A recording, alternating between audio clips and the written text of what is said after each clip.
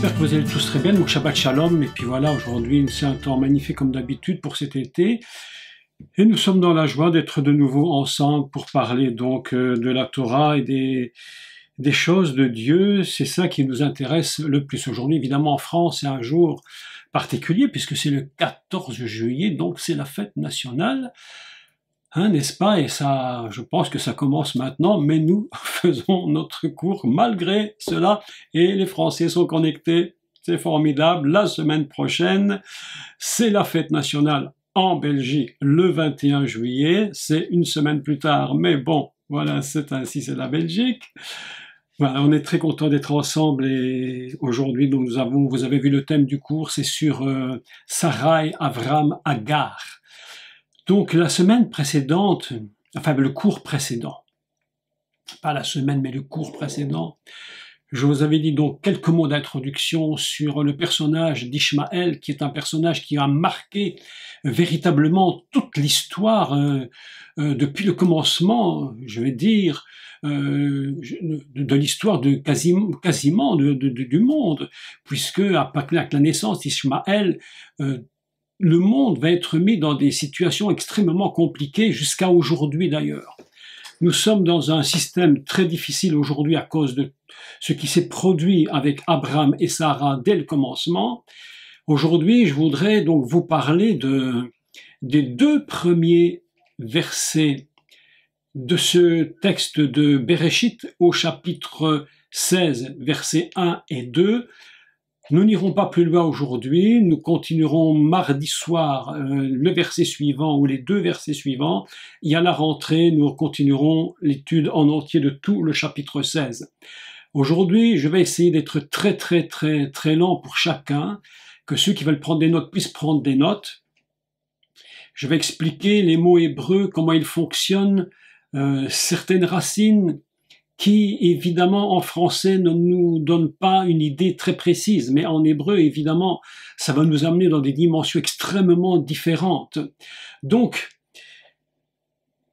j'avais parlé dans mon cours précédent que Ishmaël était, mais c'est un très court rappel, était un péré Adam, c'est-à-dire qu'il était Adam par Abraham automatiquement, puisqu'il était celui qui allait commencer quelque chose, et venant d'Abraham, il ne pouvait pas être autre chose qu'un commencement, c'est-à-dire un Adam, mais il était péré par le mauvais choix, par l'erreur qui a été faite.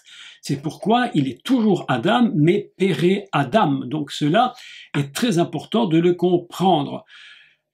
Aujourd'hui, je voudrais lire avec vous le texte, d'abord en français, et puis en hébreu très calmement et très lentement, pour vous montrer les expressions et les raisons pour lesquelles certains mots sont inscrits dans le texte hébreu. Donc, nous prenons ensemble, si vous avez votre Bible en français ou la Torah en hébreu, ou les deux, n'est-ce pas, vous prenez, et puis nous allons simplement lire les deux premiers versets en français, puis on va les lire lentement en hébreu, et je vais vous expliquer ce que j'ai compris. Et quand je dis ce que j'ai compris, cela implique évidemment qu'il y a probablement beaucoup d'autres choses à dire, mais encore une fois, on ne connaît pas tout, on ne sait pas tout.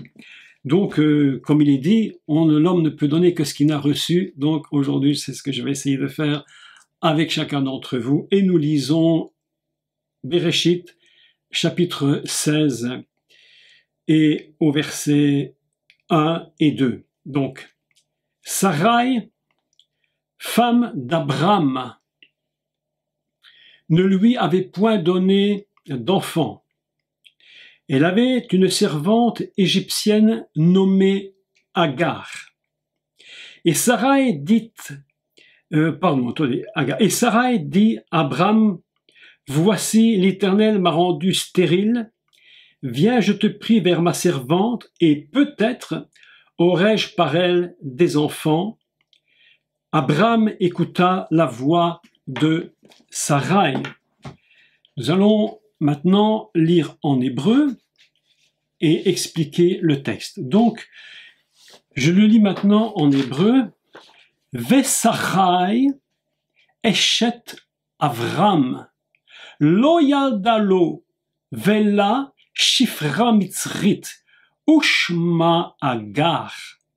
Vatomer Sarai el Avram, inena, atzarani Adonai, meledet, bona el shifrati, hulai, abane, mimena, veishma Abram lekol Sarai.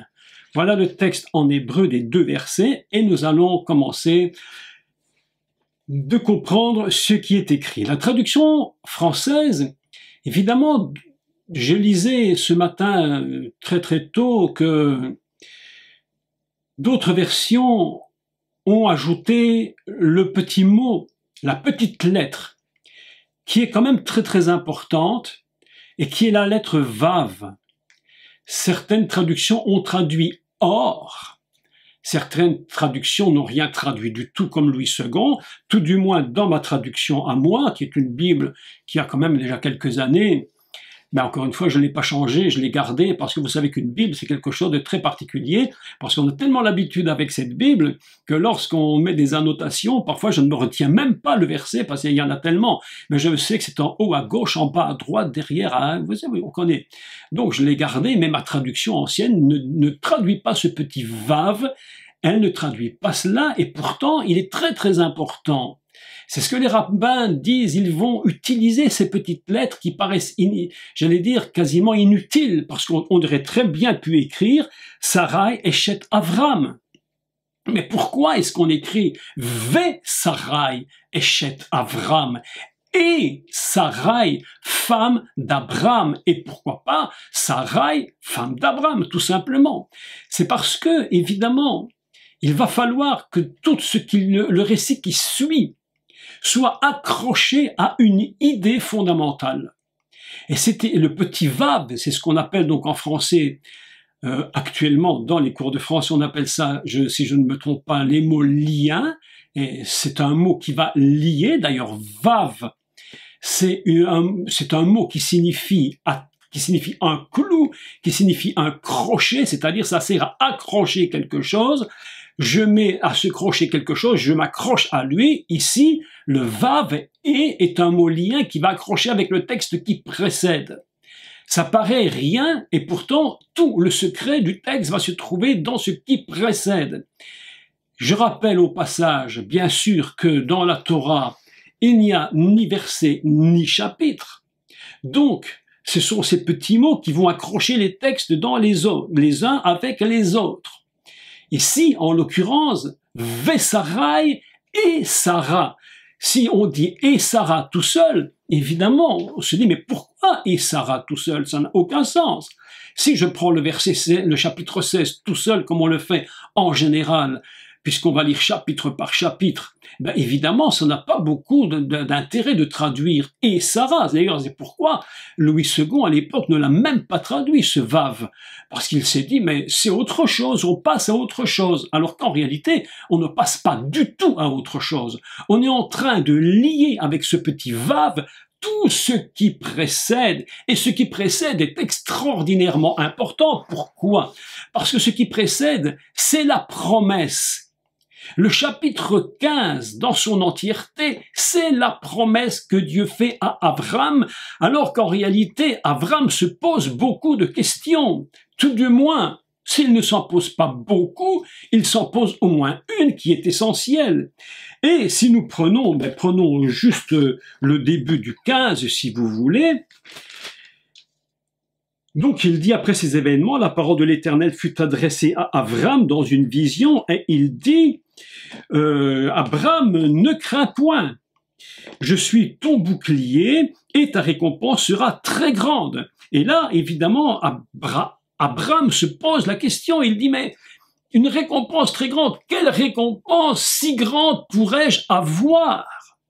Et il lui dit, mais Seigneur, Éternel, que me donneras-tu?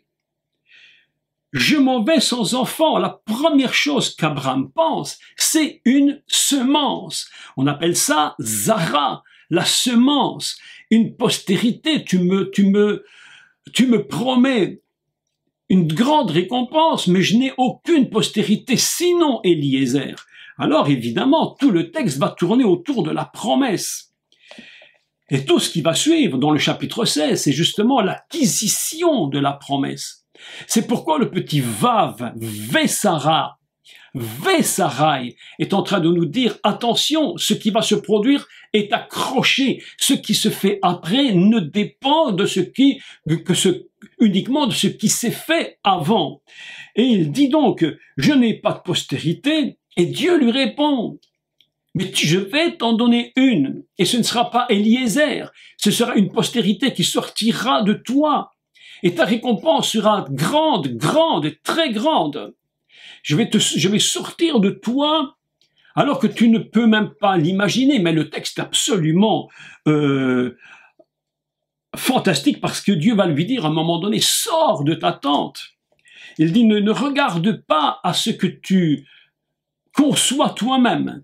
Et il va utiliser un verbe absolument formidable, il va lui dire, abetna, s'il te plaît. Na, c'est un petit mot hébreu. Vous pouvez prendre note si ça vous intéresse, un petit vocabulaire. Na signifie s'il te plaît. Très poli. Vous allez remarquer que, tout du moins, que dans le texte qui suit, Sarai utilise très souvent le mot na pour son mari. S'il te plaît. Fais ceci, fais cela, écoute-moi s'il te plaît. Ici, Dieu lui dit, Habetna, sors de ta tente, et puis Habetna, que veut dire Habetna? Rachi nous enseigne que Habet, c'est un mot qui veut dire regarder, mais pas regarder du bas vers le haut, mais de regarder du haut vers le bas, ce qui est quand même très différent. On peut avoir une vision du bas vers le haut, c'est-à-dire il regarde les étoiles. Évidemment, la première chose que l'on imagine, c'est Abraham sort de sa tente et il lève les yeux.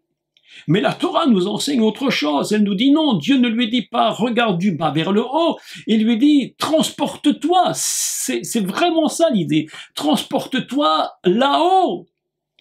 Et regarde du haut vers le bas. Autrement dit, prends ma vision. Regarde comme moi je regarde. Vous imaginez la dimension que prend cette promesse pour Abraham.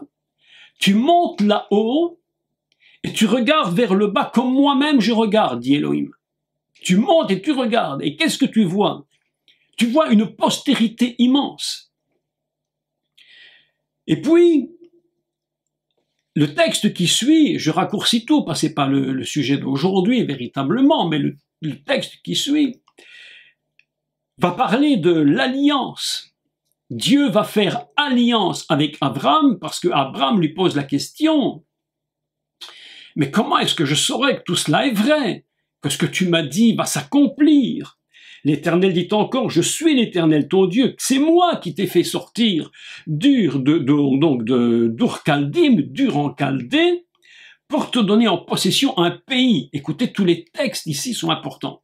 C'est pourquoi je répète tout de suite que le petit vav, qu'on peut traduire or, et ou mais, va unir tout ce qui précède non seulement la naissance, qui va venir plus tard, d'Yitzhak, d'Ishmaël et même de la terre promise, parce que tout va dépendre sur cette terre de ces deux personnages qui vont naître, Ishmaël et Yitzhak.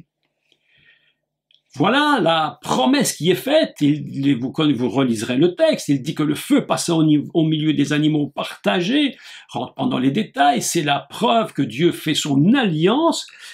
Il prophétise même sur ce qui va se produire lorsque il y aura, je dirais, l'exil en Israël et comment il va les délivrer.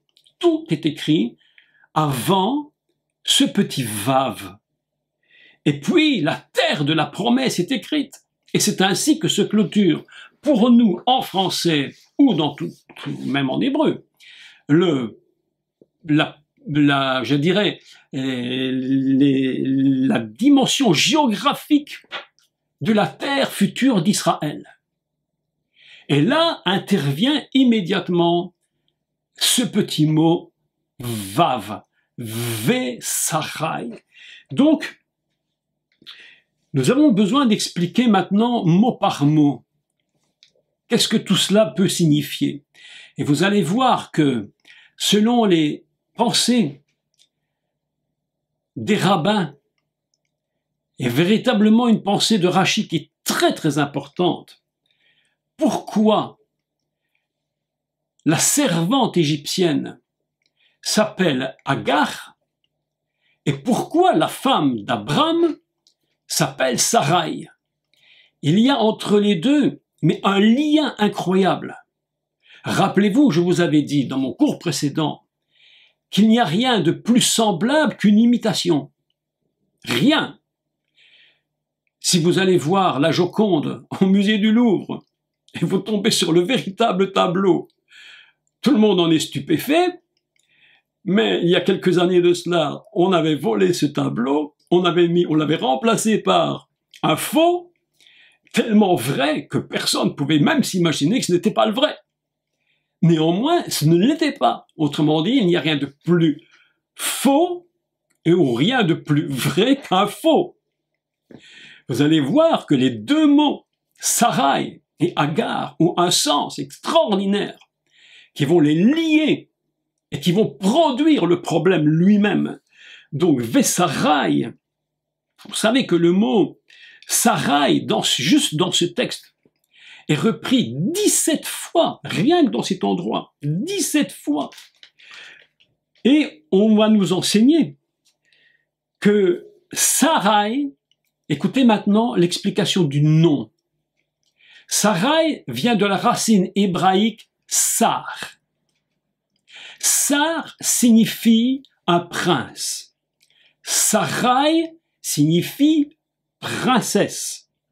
C'est donc un peuple, Dieu a prévu là-haut, dans son ciel à lui, dans son monde à lui, que sortirait une postérité qui elle-même serait sortie de la notion Sar, c'est-à-dire princesse. Sarai, la princesse. Et on va dire de Sarai quelque chose de très important. On va dire qu'elle est Eshet, c'est-à-dire elle est femme de, épouse de.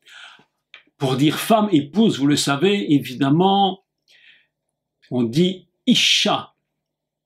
Isha, Ish, ve Isha, l'homme et la femme. Ici, Eshet, c'est un mot hébreu qui signifie femme de. Eshet Adam, femme d'Adam. Eshet Abraham, femme d'Abraham, ou d'Abraham plus tard. Donc, Vesarai est celle qui a la notion princesse, qui est femme de un monsieur, qui lui est un personnage mais fondamental dans toute l'histoire du peuple d'Israël et je dirais même de l'humanité, et qui s'appelle Avram. Si on décompose le mot Avram, on va comprendre deux choses. Première partie du mot, c'est un mot en 4 lettres, 4 consonnes. Av, le père. Ram, élevé. Avram est déjà choisi, parce que c'est pas n'importe qui. C'est un homme dont on dit qu'il est père, donc il est conçu pour engendrer, et il a une notion d'élevé. Si on décortique son nom, non pas comme un prénom, mais comme une essence qui est en lui, divine en lui, on va comprendre pourquoi Dieu a choisi cet homme et pourquoi Dieu a permis que cet homme s'appelle Avram. Qu'est-ce que l'on découvre dans Avram? Donc, la première partie, Av, le père, Ram, élevé. Comment dit-on père? Av. Comment s'écrit Av? Eh bien, c'est très important. Ce sont donc les 2 premières lettres de l'alphabet hébraïque. Et dans ces 2 premières lettres, il y a donc la toute première lettre de la Torah qui est le Bet, ou ici en l'occurrence le V, mais c'est la même lettre. Et puis il y a le Aleph qui a la lettre qui précède, selon qu'on nous enseigne donc les rabbins, cette lettre de l'unité. Avram, c'est un homme dont l'essence fondamentale est une essence, je dirais, echad, du départ de toute chose. D'ailleurs, il faudrait vraiment expliquer, lorsqu'il est écrit au chapitre 2 de Bereshit, en parlant que Dieu ainsi fait son monde, mais peut-être je le lis parce que c'est très intéressant de parler de cela pour Abraham, pour qu'on comprenne bien de qui il s'agit.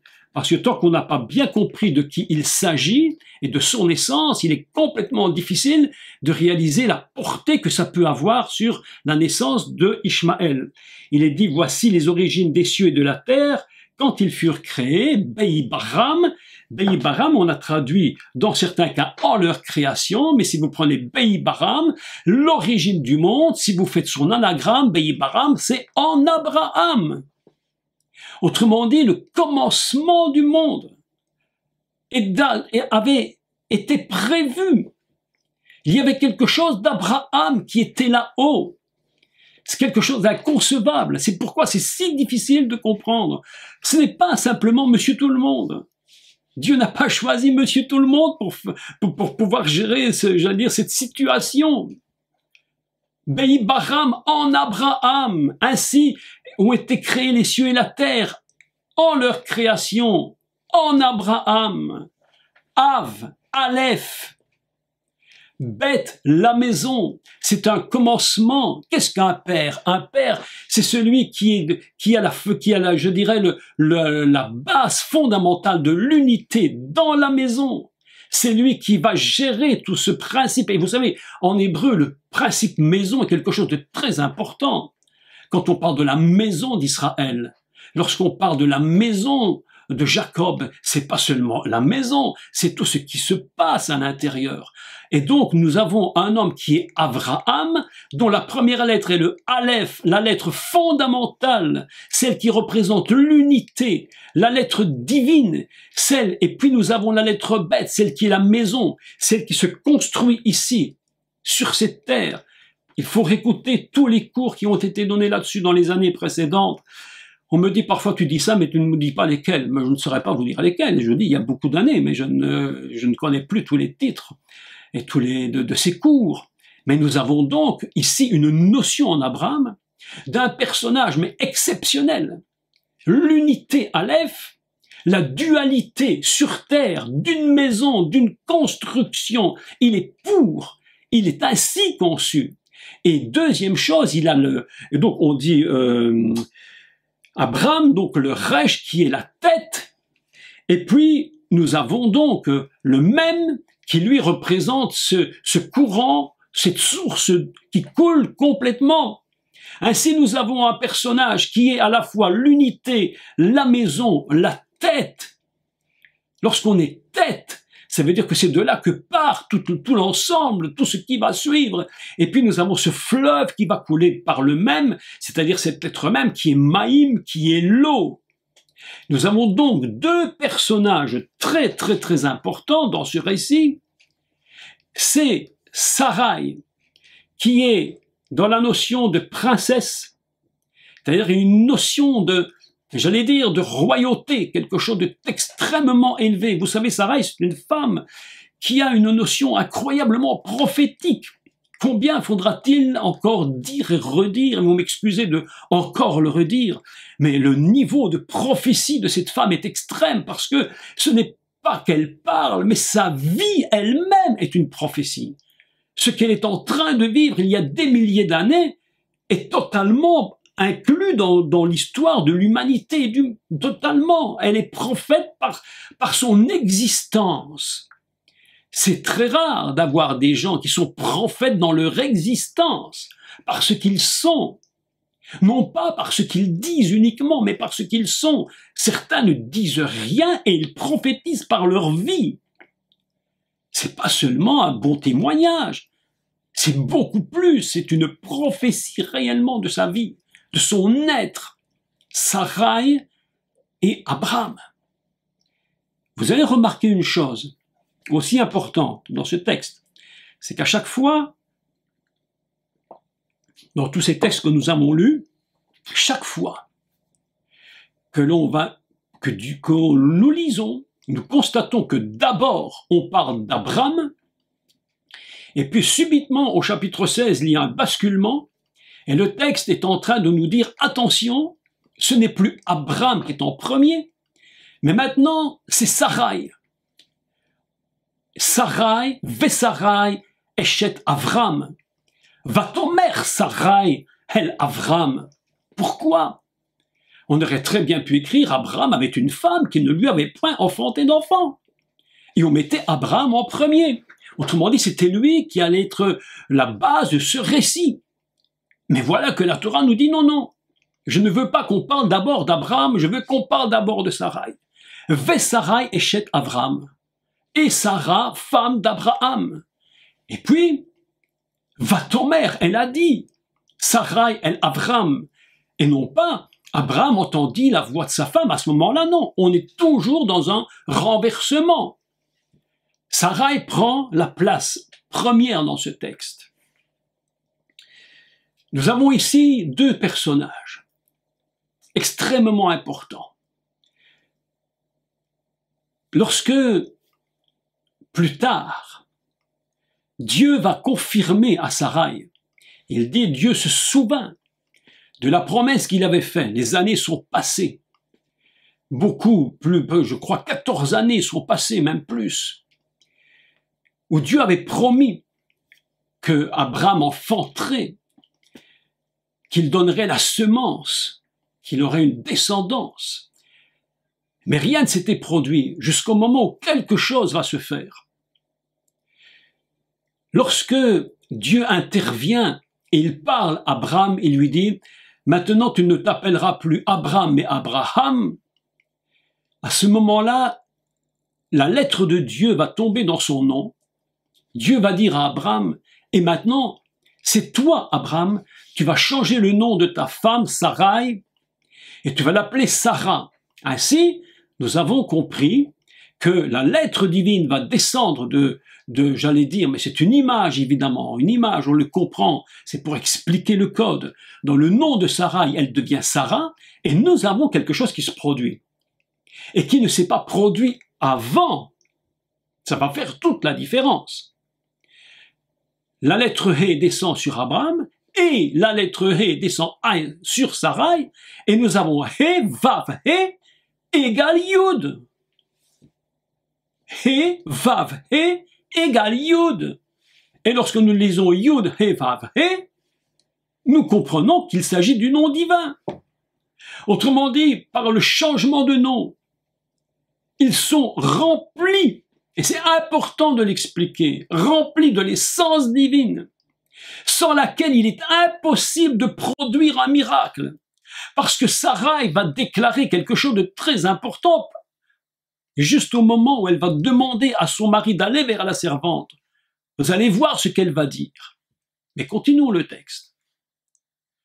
Donc, Sarai et Abraham sont donc comme deux réceptacles qui ont une dimension extrêmement forte, extrêmement élevée, mais il leur manque quelque chose, c'est l'essence divine qui va descendre en eux pour produire ce qui n'est pas possible de produire humainement. Donc nous continuons, donc Vesarai et Sarah, Eshet, femme de Avram, Loyaldalo. Ici nous avons deux mots importants. Lo qui veut dire pas. J'explique tout ça tout doucement pour ceux qui n'ont pas la connaissance de tous ces mots hébreux. Pour les autres, vous les entendez, vous vous en rappelez bien sûr, hein, ce n'est qu'un rappel pour vous. Mais pour les autres qui connectent ces cours, ils n'ont pas l'habitude. Donc lo, c'est pas. Lo, non, pas. Ok, ne pas. Lo yalda lo. Alors yalda, ça vient de la racine hébraïque qui est yeled, qui est un enfant. Lo yalda, pas enfanté. Et alors, ici, évidemment, petite particularité de l'hébreu, mais c'est comme en français, on a des mots qui se ressemblent, qui veulent dire autre chose. Lo signifie ici, lui. Lo, yalda, lo, pas enfanté à lui. Lo, yalda, lo, pas enfanté à lui. On est ici dans une introduction. Ce premier verset du chapitre 16, c'est une introduction importante. Pourquoi? Parce que on est en train de nous dire que tout ce qui s'était dit avant, regarde les étoiles, le pays que je te donne, et tout à coup ici en train de nous dire, mais toute cette promesse, elle ne peut pas se réaliser. Quelque chose ne fonctionne pas. Pourquoi? Parce qu'il est écrit, elle n'avait pas enfanté. Puisqu'elle n'a pas enfanté, la promesse ne peut pas se réaliser. Donc elle dit, mais il faut trouver une solution. Lo yaldalo, elle n'avait pas enfanté à lui. C'est pourquoi je rappelle le petit Vav qui lie les deux idées et que ce premier verset du chapitre 16, c'est comme étant je dirais, un peu la préface de quelque chose. On va placer les personnages qui vont mettre en place tout le récit qui va suivre. On continue. Lo yaldalo, vela, à elle, vela, à elle, Shifra Mitzrit. Alors Shifra, c'est la servante. En hébreu, Shifra, c'est le mot servante. Ce n'est pas le féminin, c'est juste pour parenthèse que j'explique les mots hébreux, ce n'est pas le féminin du mot serviteur. Le mot serviteur, c'est Eved.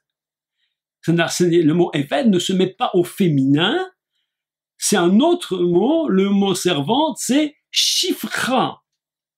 C'est donc, elle avait donc à elle, pour elle, à elle, la Shifra, une servante, et on va dire la suite, qui est Mitzrit.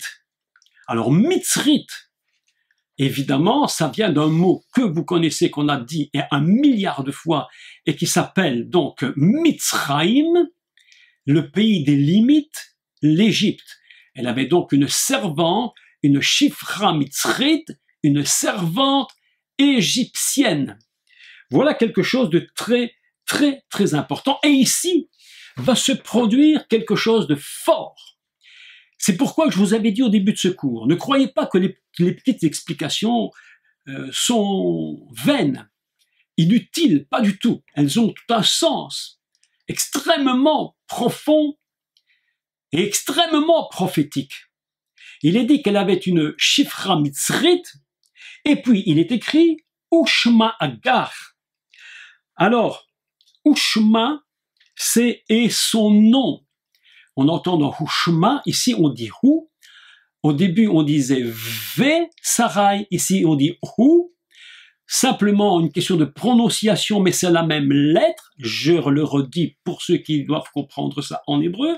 C'est la même lettre Vav, mais une se prononce V. Je rentre pas dans les complications, c'est pas maintenant le cas, c'est pas un cours d'hébreu en soi, mais ici c'est la même lettre, elle se prononce Hu. Hushma. Et son nom. Et son nom. C'est-à-dire, écoutez bien, pour le redire encore 1 million de fois, ce n'est pas son prénom. À la limite, son prénom, mais franchement, on s'en fiche. C'est pas un problème. Qu'elle se soit appelée Agar, qu'elle se soit appelée n'importe comment, c'est son prénom, non. La Torah nous enseigne et son nom, c'est-à-dire son essence, ce qu'elle est réellement, profondément en elle, c'est qu'elle est Agar. Que veut dire Agar? Eh bien, Agar vient d'une racine hébraïque qui est le mot guerre, qui signifie étranger. Si je fais une traduction de tout ce texte, je peux lire, elle avait une servante égyptienne, son nom est l'étrangère. Vous imaginez que lorsqu'on rentre dans le texte et qu'on décortique chaque nom dans son essence, nous allons comprendre ce que ça représente pour toute la suite de ces récits. Je vous ai dit qu'il y avait entre Saraï, la princesse, et Agar, une relation inimaginable. Et pour ce faire, il faut lire évidemment le commentaire de Rachi. Et Rachi nous fait un très grand commentaire, très court mais à la fois très grand, parce qu'il va révéler quelque chose d'absolument extraordinaire qui va engendrer le problème sur cette terre jusqu'à aujourd'hui. Rachi nous dit que Agar n'était pas n'importe qui. Il nous dit Agar, c'était la fille du pharaon. Je me suis dit, mais où est-ce qu'il a été chercher ça? Comment est-ce possible? En fait, nous allons constater plus tard dans le texte qu'il est dit qu'elle va engendrer des princes. Pourquoi des princes? On engendre des princes que si on est princesse. Autrement, on n'engendre pas de princes. Je ne suis pas prince, je n'ai pas engendré des princes. Je ne suis pas roi, je n'engendre pas de prince. Parlez simplement humainement. Donc voilà que Rachi nous enseigne qu'elle est en réalité la fille du pharaon, elle est princesse. Et voilà que elle est une princesse particulière, puisque son nom, c'est étrangère. Elle a une servante égyptienne qui s'appelle l'étrangère. Mais pourquoi est-elle venue, cette étrangère? Rachi nous dit qu'il préférait qu'elle soit au service d'un homme comme Abraham et de sa femme. C'était des personnages extraordinaires. Il avait constaté, c'est toute l'aventure de ce couple lorsqu'il est chez Pharaon. Il faut relire tous ces textes avant, ils sont intéressants. Lorsqu'Abraham dit non, c'est pas ma femme, c'est ma sœur. Enfin, tout un récit assez compliqué d'ailleurs. Et c'est étrange. Mais voilà qu'elle est étrangère et qu'elle est princesse. Vous voyez le rapport entre Saraï et Agar. Pourquoi? Parce que je vous ai dit qu'il n'y a rien qui est plus semblable à la vérité qu'une copie. Saraï va engendrer un fils qui lui va engendrer des fils, qui va engendrer 12 tribus, 12 fils. Et voilà qu'Agar elle-même va engendrer 12 princes. C'est-à-dire que l'image fondamentale entre Agar et Saraï, mais elle est quasiment, je dis quasiment, aux yeux de ceux qui ne comprennent pas la lecture véritable du texte. Elle est quasiment identique. Lorsque je vois un, je vois l'autre. Pourquoi aujourd'hui tant de conflits? Parce qu'on dit, mais de toute façon, Ishmaël n'était-il pas le fils d'Abraham? Et c'est là tout le secret du texte. C'est qu'en fait, Ishmaël, il va engendrer, il est une image adamique, un commencement qui est produit par l'erreur, mais cette erreur est tellement proche de la vérité qu'il est impossible à quiconque, s'il n'a pas le discernement et la révélation, de comprendre le problème. Pourquoi aujourd'hui tant de discussions sur la terre d'Israël, hormis quelques-uns? Parce que justement, ils disent « nous sommes fils d'Abraham », alors que c'est une erreur. Mais ils disent « mais pourtant nous aussi nous sommes sortis de Agar, ok ? C'est une princesse, d'accord. Cette terre est à nous. » Et alors, vous allez voir plus tard dans les textes qui vont suivre, il y a un mystère qui va être révélé, mais au niveau d'un code de Torah, un code chiffré incroyable.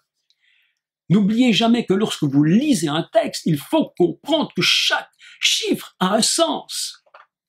12, c'est un sens. 7, 6, 10, tout ça a des sens. Vous allez réaliser comment le problème fondamental entre Israël et tout ce qui se passe aujourd'hui, toutes ces traces des Shémites, si vous voulez, rament autour d'eux, c'est le problème vient justement de ce qu'elle est princesse. C'est pourquoi le commentaire de Rachi est un très grand commentaire. Lorsqu'il dit c'était la fille du Pharaon. Et Pharaon,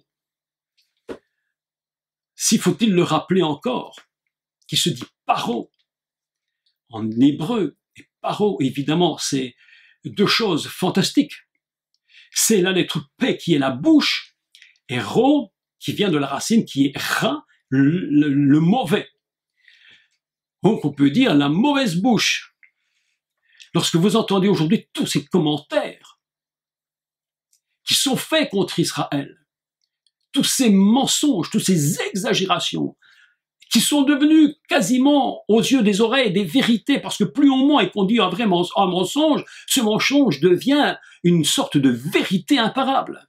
Et tout le monde y croit. Pourquoi? Parce que c'est parents, c'est la bouche mauvaise. Et Agar, c'est la fille de la mauvaise bouche. C'est la Torah, c'est pas moi, je n'ai rien inventé, je n'invente rien, je ne dis rien d'autre que ce qui est écrit.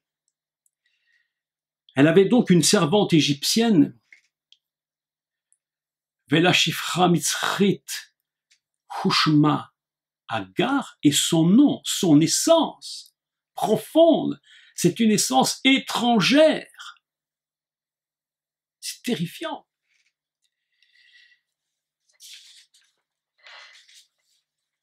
Je reviens sur ce que j'avais dit au début, que Sarai est en premier dans ce texte. Elle va prendre la place et la décision de produire, j'allais dire, la promesse. Mais comment peut-on produire la promesse? La promesse ne se produit jamais par nous-mêmes. Nous sommes des artisans de la promesse, mais l'essence fondamentale de la promesse, c'est Dieu. C'est Elohim lui-même, le créateur de toutes choses. Je continue le texte, il nous reste quelques minutes, un quart d'heure, on va continuer. Et je continue. Donc je reprends tout depuis le début, très lentement, et puis nous allons continuer cela. Alors quelqu'un me demande, Alain demande la question de savoir comment la fille d'un pharaon a pu devenir une servante. Il faut tout mettre dans son contexte aussi, il faut tout mettre dans un contexte. Quand on dit servante, ça ne veut pas dire une esclave, hein? Ça ne veut pas dire esclave, ça veut dire quelqu'un qui va servir pour. On peut être prince, elle peut être princesse, elle va servir. Ça ne veut pas dire qu'elle est devenue une esclave dans le sens profond du terme. Donc, je continue. Donc, je reprends au début et je continue. Donc, Vesarai, Eshet Avram, Loyal Dalo, Vela, Shifra Mitzrit, Hushma Agar. Vatomer Sarai el Avram. De nouveau, nous trouvons le même texte. Vatomer, elle a dit, Sarai à Avram. De nouveau, vous voyez que Sarai est en premier. On aurait pu très bien écrire, évidemment, on aurait pu écrire que Abraham a écouté directement, mais ça se dira après. Dès le départ, il faut qu'elle prenne la place d'Abraham. Sarai, Vatomer, pardon, elle a dit, Vatomer, c'est la même chose, vous le savez pour vous qui lisez l'hébreu, c'est la même chose que Vayomer, il a dit Elohim, Vayomer Elohim, il a dit Elohim. Ici c'est au féminin, Vatomer, elle a dit, Sarai el Avram, Inena. Écoutez, ici le texte est très, très, très, très important. Il a dit donc ceci, Inena Atsarni. Atsarani, c'est, donc je reprends dès le départ, elle a dit, Sarai à Abraham, Ineni, voici, s'il te plaît, na, c'est s'il te plaît. Elle est extrêmement polie avec son mari. Je fais une parenthèse quand même, la politesse de cette femme est incroyable. Elle appelait son mari mon Seigneur. Parfois je taquine mon épouse, hein. Je la taquine, hein. Je lui dis, mais alors, quand est-ce que tu m'appelles mon Seigneur? Hein? Quand est-ce que tu m'appelles mon Seigneur? Elle me dit, oh là là là là, tu me racontes quoi là? Tu me racontes quoi? C'est plaisanterie. Mais néanmoins, une chose est vraie, c'est que la politesse dans un couple est très importante. Ce n'est pas parce que l'on est marié que tout est permis. Vous savez que beaucoup de gens, c'est une parenthèse, je fais très court, mais il y a des gens, ils se marient, ils sont fiancés, ils se fréquentent, ils se font la cour, et ils sont d'une grande politesse et d'une gentillesse. Le jour où ils sont mariés, on a l'impression que tout ça est fini, que ce n'était qu'une mascarade, et que tout d'un coup, dans les couples, on entend des grossièretés, des insultes, des choses inimaginables. Pourquoi? Pourquoi? Parce qu'on a l'impression qu'il n'y a plus de limites. Mais il y a toujours des limites, même dans le couple. Et Sarai, elle est extrêmement polie. Elle va dire, Inena, voici, s'il te plaît, Atsarani Adonai, Miledet. Je m'arrête là et j'explique. Inenina Atsarani Adonai. Si je fais la traduction littérale du texte, ici ça devient vraiment très très important. Elle dit, on a traduit, il m'a rendu stérile. Mais si je fais la traduction, c'est il m'a arrêté. Il m'a arrêté d'enfanter. Alors le texte est quand même surprenant. Qui l'a arrêté d'enfanter? Il dit Adonai, l'Éternel. Ça se trouve au niveau céleste. Il y a stérilité et stérilité. Il y a celle dont on dit ici qu'elle était, elle, arrêtée d'enfanter. Ça veut dire que dès le départ, elle aurait été capable. C'est important d'expliquer ça. Il m'a empêché. C'est-à-dire que j'aurais pu, mais c'est l'Éternel qui m'a arrêté. Pourquoi est-ce qu'il m'a arrêté? Elle dit, ce n'est pas réellement, ce n'est pas moi. C'est lui qui le fait. C'est Adonai. Vous imaginez la réaction, la hauteur de pensée de Sarai. Elle se rend compte que c'est pas quelque chose d'humain. C'est pas une stérilité humaine. Il y a des femmes, elles sont stériles pour toutes sortes de raisons médicales, physiques. Mais voilà ici, Sarai, elle est une femme extrêmement prophétique. Elle fonctionne dans un niveau céleste extrêmement élevé. Et bien qu'elle soit ce qu'elle est, et qu'on puisse faire des erreurs, qu'elle peut faire des erreurs, elle se rend compte de toute évidence que, en fait, qui l'a arrêtée? C'est pas seulement son corps. Elle dit, c'est l'Éternel qui m'a arrêté. C'est pourquoi elle dit ceci, Inena, voici s'il te plaît, Atsarani, Adonai, il m'a arrêté d'enfanter. Et puis elle va continuer, donc Miledet, il m'a arrêté d'être, si vous voulez, de produire de l'enfantement. Ça ne vient pas d'ici. C'est quelque chose de là-haut. Il m'a empêché de produire de l'enfantement. Si on fait une traduction extrêmement proche du texte, voilà des textes absolument fantastiques. Il m'a empêché d'enfanter. En hébreu, pour dire stérilité, on dit otser rechem, c'est-à-dire empêcher la matrice, fermer la matrice, empêcher la matrice de pouvoir être utilisée. Elle va fermer la matrice. Donc, otser rechem, fermer la matrice, c'est l'expression pour dire être stérile. Il y en a d'autres, mais dans le cas présent, c'est cette expression qui est reprise. Donc c'est au niveau de la volonté suprême que cette impossibilité de mettre au monde dépend. Lorsque on veut remplacer Adonai par quelque chose d'humain, eh bien on peut y arriver. Mais ce sera copie conforme, probablement.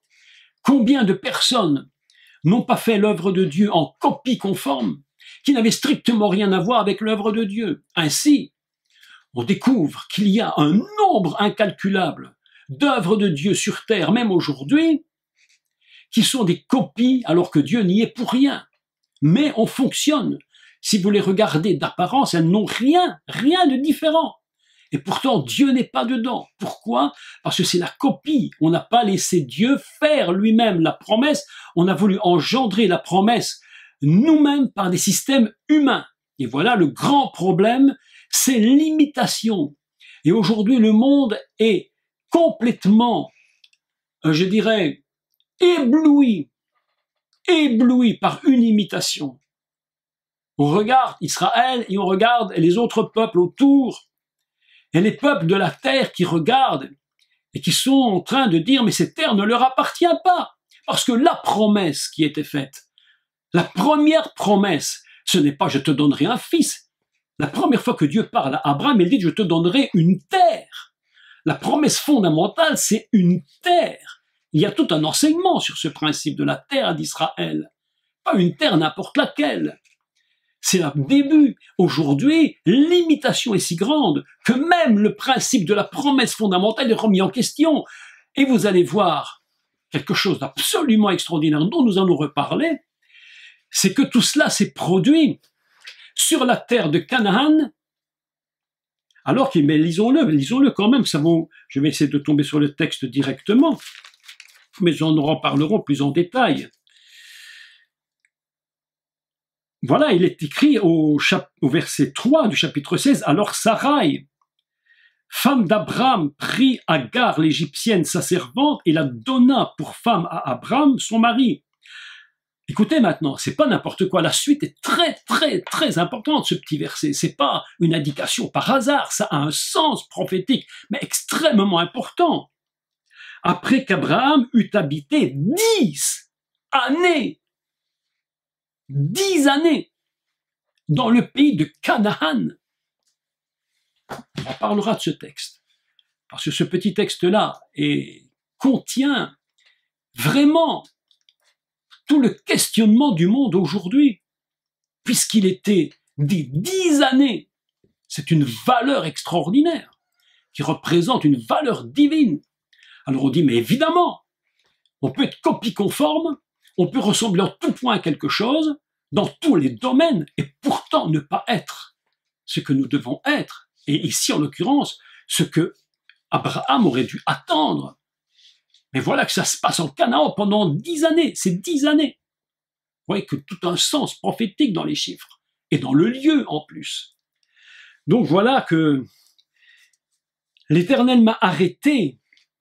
Pourquoi est-ce qu'il m'a arrêté? La question se pose. Pourquoi est-ce qu'il m'a arrêté? Pourquoi il ne m'a pas laissé enfanter? Pourquoi il a pris du temps?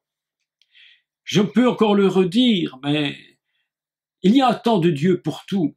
On pourrait se poser la question, mais pourquoi le Messie n'est-il déjà pas revenu? Parce qu'il y a un jour, une heure, un temps, dans le livre de l'Apocalypse. Il est écrit, c'était le temps, le jour, l'heure, le mois, l'année. Tout ça est calculé, tout ça est précis dans un plan divin. Donc nous faisons attention lorsque nous regardons et lorsque nous entendons la voix de Paro, la bouche mauvaise, lorsque nous regardons les situations, lorsque nous écoutons ce qui se dit, est-ce que nous lisons un texte selon la promesse ou selon l'imitation de la promesse? Voilà la question. C'est pourquoi Sarai, elle a une valeur, mais incroyable, et pourtant elle ressemble à Agar, puisque toutes les deux sont des princesses. Toutes les deux, elles vont enfanter. Vous imaginez comment le monde aurait besoin de réfléchir. Mais s'ils m'entendent dire ça, ils vont me dire, ouais, mais qu'est-ce que tu nous racontes? C'est quoi? Pourtant, c'est le texte de Torah. C'est absolument prophétique. Je vais terminer parce que il reste quelques minutes. Alors, elle dit ceci.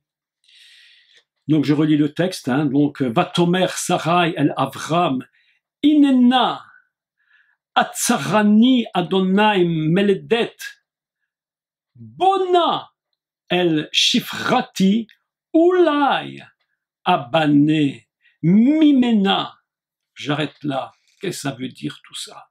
Alors, Bona, c'est de nouveau na, s'il te plaît, s'il te plaît. Bo, va ou viens. On a cette expression, cette façon de parler, même en hébreu moderne, on est aniba, beyer oshalaim, ba, aniba, je vais vers Jérusalem, ba, va, allez, vas-y. Elle dit, bona, va s'il te plaît, bo, va, viens s'il te plaît. Elle, Shifrati, à ma servante. Et ici, le mot est très intéressant. Les deux mots qui suivent sont deux mots, mais extrêmement incroyables. Elle dit, Oulai abane. Et même le suivant, le troisième, mimena. Oulai habane mimena. Oulai, c'est quoi? Peut-être. Peut-être quoi? La traduction de Louis II, peut-être me donnera-t-elle des enfants. Ça, c'est la traduction. Non, c'est pas la traduction.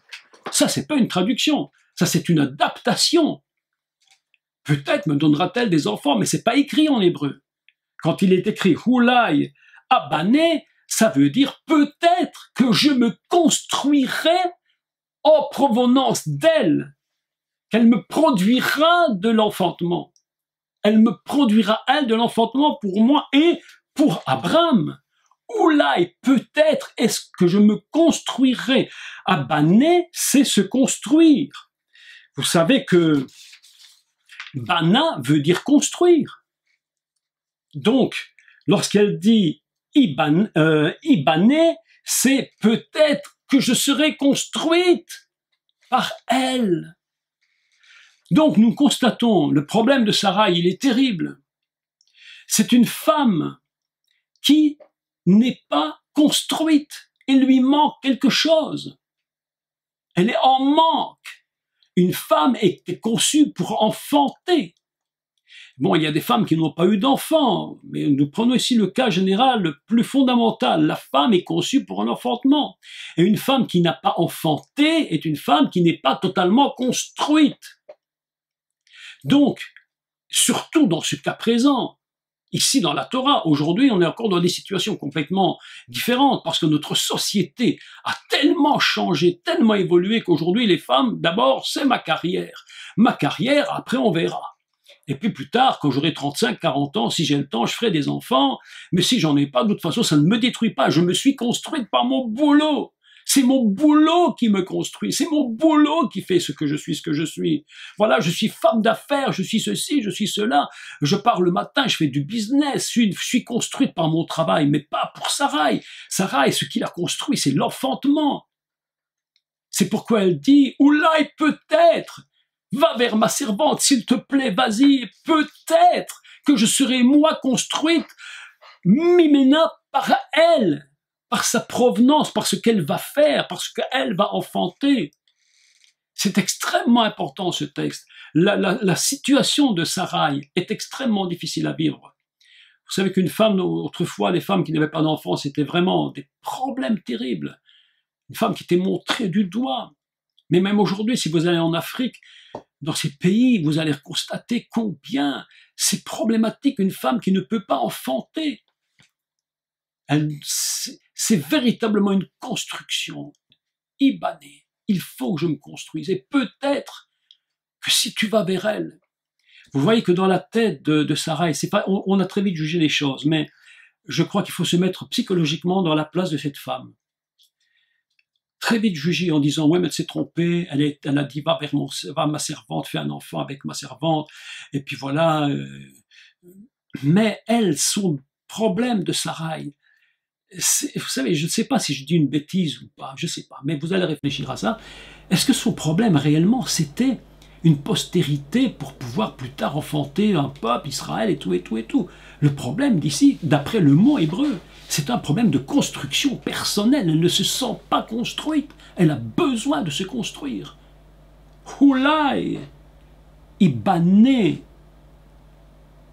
Mimena, peut-être je serai construite par elle. Et la suite du texte.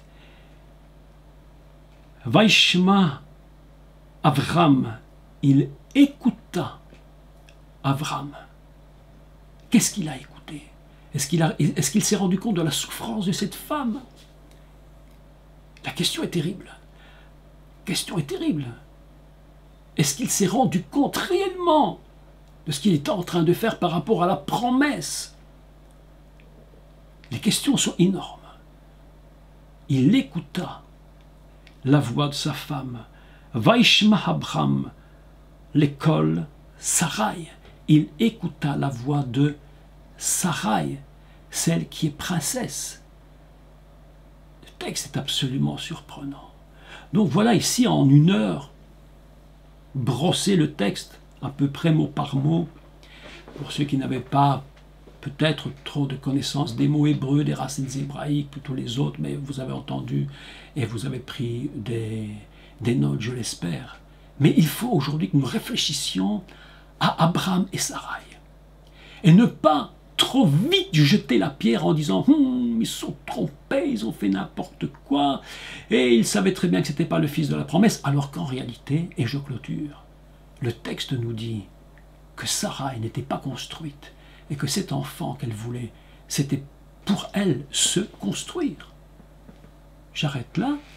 Mardi soir, nous allons continuer, mot pour mot, cet enseignement, lettre par lettre quasiment, et ainsi jusqu'à la fin du chapitre 16. Ce sera à la fois un cours un peu d'hébreu et en même temps une repensée du système qui est écrit en hébreu et non en français.